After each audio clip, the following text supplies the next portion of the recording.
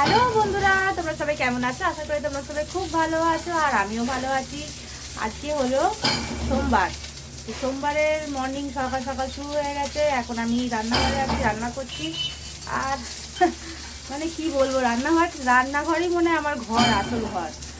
যাই হোক, রান্নাঘরে আছি। আর ঠিক আছে জানো, এখানে তরকারি বসিয়েছি। এই যে আজকে তরকারি করবো, ঢেঁড়স আলুর তরকারি, ডাল ভাত আর মাছের ঝাল করবো। আর হচ্ছে কি, আজর বাবা আজ অনেকদিন পরে যাবে অফিসে। আমার একটু সর্দি সর্দি করেছে। আজর বাবার জ্বর হলো, সর্দি হলো। আজর জ্বর হয়েছে, সর্দি হয়েছে। আজর রান্না বান্নাটাও চলো একটুখানি শেয়ার করে দিই। দেখো এখানে আমি ঢ্যাঁড়স আলুর তরকারি বানাবো, তার জন্য ঢ্যাঁড়সটাকে ভেজে নিচ্ছি। আর এখানে দেখো আমার ভাতও হয়ে গেছে। আর হয়ে গেছে দেখো মুড়ি দিয়ে, যেহেতু জল খাবার খাবো তো তার জন্য আলুর চচ্চড়িও রেডি করে ফেলেছি। আর এখানে আর্য দুধ গরম হচ্ছে। এখানে দেখো মুসুর ডাল হয়ে গেছে। আর হয়েছে দুটো ডিম সেদ্ধ বানিয়েছি, একটা আর্যর আর একটা আর্যর বাপির। এখানে কুমড়ো সেদ্ধ, আলু সেদ্ধ দেওয়া হয়েছে। আর এখানে আমাদের চা বানানোর জন্য দুধ। আর গুড়জালি মাছ এখানে নেওয়া হয়েছে দুটো, একটা আর্যর বাবার আর একটা আমার। তো দেখো এখানে এই মশলাটা আছে না, এই মশলাটা দিয়ে আমি বানাবো আজকে গুড়জালি মাছের সর্ষে পোস্ত। পরিমাণ মতো দেখো এই মশলাটা নিয়ে নিলাম, আমি সর্ষে পোস্ত মশলাটা নিয়ে নিলাম। আর এরই মধ্যে আমি অ্যাড করে রেখে দেবো দেখো 1 চামচ হলুদ গুঁড়ো।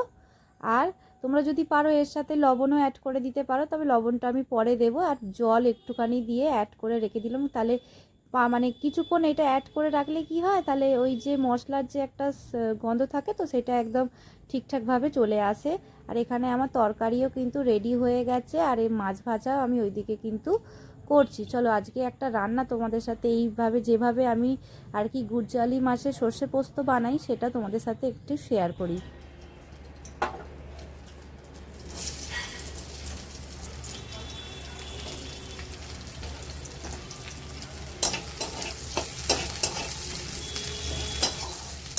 এরপর ওই তেলের মধ্যে দেখো আমি অল্প করে পেঁয়াজ কুচি নিয়েছি, যেহেতু দুটো মাছ সেই জন্য অল্প একটু পেঁয়াজ কুচি নিয়েছি।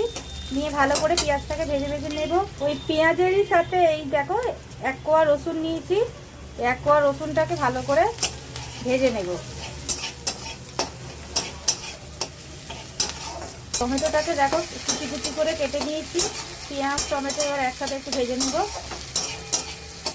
টমেটোটা দিলে কি একটু গ্রেভিটা একটু বেশ ভালো মতন আসে টমেটোটা দিলে। আর এইভাবে করলে না, গুড়জালি মাছ এইভাবে করলে একটু দারুণ খেতে লাগে। এরপরে একটু লবণ দিয়ে দেবো,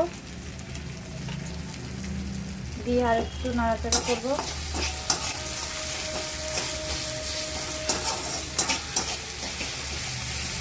আমার যেহেতু দুটো মাছ সেই জন্য পরিমাণগুলো সব অল্প অল্প। বেশি মাছ থাকলে তাহলে তার পরিমাণও কিন্তু একটু বেশিই থাকবে। মানে পেঁয়াজ টমেটো রসুন পরিমাণটা একটু বেশি থাকবে। রসুনটা দিলে কি হয়, মাছের অনেক সময় কাঁচা একটা গন্ধ ছাড়ে না, সেই গন্ধটা না চলে যায়।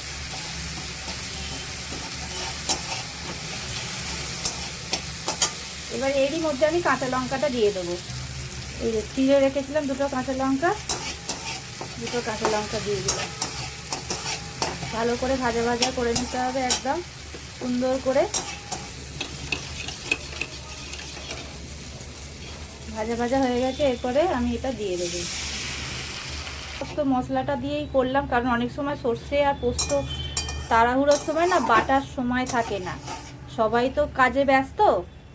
এবার সেই কারণের জন্য বাটার সময় থাকে না বলে না, এই সর্ষে পোস্ত যে মশলাটা পাওয়া যায় ওইটা দিয়ে করে নিলে খেতে কিন্তু দারুণ হয়। এবার একটু একটু ভালো করে মিশিয়ে নিয়ে জল দিয়ে তারপরে মাছটাকে দিয়ে নামিয়ে দেবো। তাড়াহুড়োর সময় চটজলদি করার জন্য এই সর্ষে পোস্ত মশলাটা কিন্তু দারুণ যাচ্ছে দেখছি। বুঝতেই পারছো গ্রেভি গ্রেভি কেমন হয়ে গেছে। এবার তেল ছেড়ে দিয়েছে এটা থেকে, মশলাটা থেকে আমার তেল ছেড়ে দিয়েছে। এবার এরপরে আমি উপর থেকে জল দিয়ে দেবো, অল্প একটু জল দিয়ে মাছটাকে দিয়ে দেবো। থেকে একটু ঝোলটা আমার ফুটে উঠেছে, এরপরে আমি এই যে ভেজে রেখেছিলাম মাছগুলো আমি এর মধ্যে দিয়ে দেবো।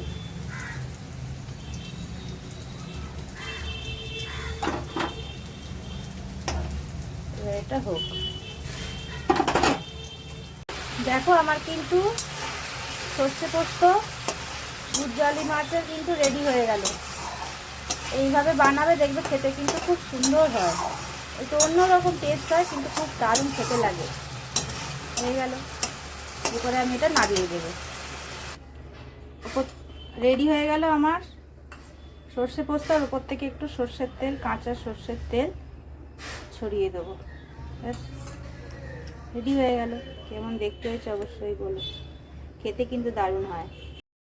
শাক ভাজা বানিয়ে নিচ্ছি। দেখো এটা হলো কুলেখাড়া শাক। তো কুলেখাড়া শাক আমাদের বাড়িতে কিন্তু খুব ভালোভাবেই যায়, আর এইভাবে বড়ি দিয়ে বানালে তো খেতে সবারই খুব ভালো লাগে, ওই জন্য কুলেখাড়া পাতা আর কি বেশি করেই আনা হয়। তো এরপরে দেখো শাক ভাজা কমপ্লিট হয়ে যাওয়ার পরে আর্যর বাবার জন্য একটুখানি বেগুনি বানিয়ে দিচ্ছি, কারণ টিফিনে বললো মুড়ি আর একটু বেগুনি নিয়ে যাবে। দেখো খেতে বসেছে, খাওয়া দাওয়া হয়ে যায়। এখন আর্যর বাবা খাচ্ছে, তাই তাকে খেতে দিয়েছি। বসে আছি এখন। এই মাথায় এই কপালটা যন্ত্রণা করছে। তো সন্ধে হয়ে গেছে। দেখো আমি এখানে সন্ধেও দিয়ে দিয়েছি, কারণ আর্যকে নিয়ে আবার ডাক্তারখানায় যেতে হবে। আর্যর আবার জ্বর এসেছে, তো সেই জন্য আর্যর বাবা অফিস থেকে যখন ফিরবে তারপর আর্যকে নিয়ে আমরা ডাক্তারখানায় যাব। তার আগে একটু চা বানিয়ে নিই। আমি দেখো এখানে চায়ের সাথে কিন্তু বিস্কুটও নিয়ে নিয়েছি। আমি কিন্তু একটু বিস্কুট বেশি খাই, তোমরা কিছু মনে করো না বন্ধুরা। তো যাই হোক, দেখো আর্যর বাবা চলে এসেছে। এরপরে আমি আর্য আর আর্যর বাবা কিন্তু বেরিয়ে পড়লাম আর্যকে নিয়ে ডাক্তারখানা নিয়ে যাবার জন্য। আর চাঁদটাকে দেখো বেশ ভালো লাগছে, ওই জন্য একটু ভিডিও বানিয়ে নিলাম। তারপরে চলো ডাক্তারখানায় যাওয়া যাক।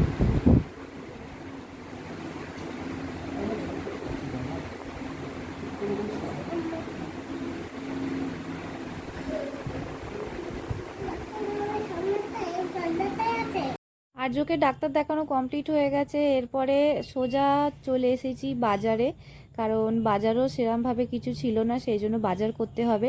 সেই জন্য আর্যর বাবা বললো চলো তাহলে বাজারটাও করে নিয়ে যাই। বাজার করে নিয়ে বাড়িতেও আমি চলে এসেছি। রাতের রান্না বানাচ্ছি। দেখো আজকে বানাবো হচ্ছে বাঁধাকপির তরকারি আর রুটি আর কি। তো ভিডিওটা তোমাদের কেমন লাগলো অবশ্যই তোমরা কিন্তু কমেন্ট করে আমাকে জানিও।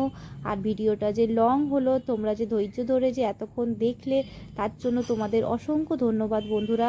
তোমরা ভালো থেকো, সুস্থ থেকো, আনন্দে থেকো, আর অবশ্যই একটা লাইক আর কমেন্ট করে দিও।